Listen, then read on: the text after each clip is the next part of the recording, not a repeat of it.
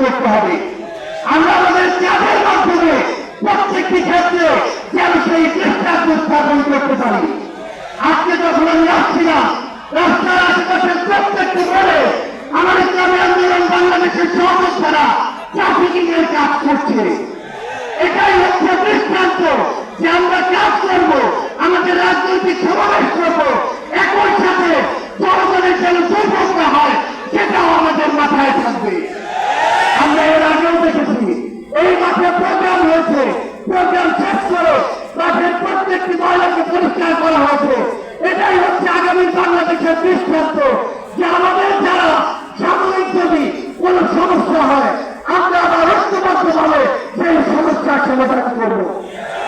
একটা জিনিস মনে রাখতে হবে, এই অবস্থানে আপনারা যখন ঢাকার গুরুত্বপূর্ণ পয়েন্টগুলো থেকে শুরু করে দেশের বিভিন্ন রণক্ষেত্রে অংশগ্রহণ করেছেন, আপনাদেরকে পাঞ্জাবি পায়জামা টুপি থেকে করা হয়েছে। আমার মাদ্রাসার অসংখ্য ভাই এই টার্গেট কিলিংয়ের শিকার হয়েছে।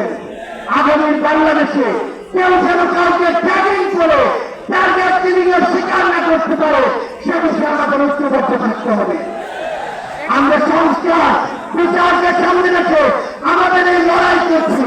আপনারা পিয়ারের কথা বলেছেন, এই যে পিয়ার আগামী বাংলাদেশের সংসদে আমরা যদি আসেন জনগণের প্রতিনিধিত্ব চাই তাহলে আগামীতে এই পিয়ার নিয়ে আমাদের আন্দোলন রাখতে হবে।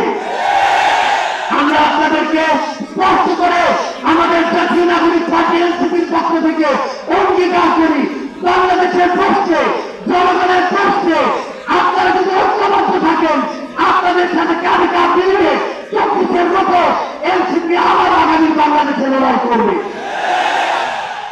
আমাদের এই বাংলাদেশে 24-এর অভ্যুত্থানের স্থিতিকর প্রশ্ন, এই স্থিতিকর বিচারের প্রশ্ন, রাষ্ট্রের সংস্কারের প্রশ্ন আমরা ঐক্যবদ্ধভাবে এগিয়ে যাব।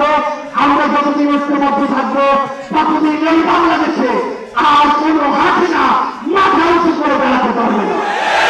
ইনশাআল্লাহ আপনাদের সাথে আমাদের আবারও দেখা হবে রাষ্ট্রপতি লড়াইয়ে অথবা বিজয়। ততদিন পর্যন্ত সত্যের সাথে থাকবেন, ন্যায়ের সাথে থাকবেন। যত বড় খুনি, যত বড় সাহসী, যত বড় নেতাই চেষ্টা করুক না কেন আমরা ঐক্যবদ্ধভাবে তাদেরকে প্রতিহত করবো ইনশাআল্লাহ। এই জেলা ধন্যবাদ।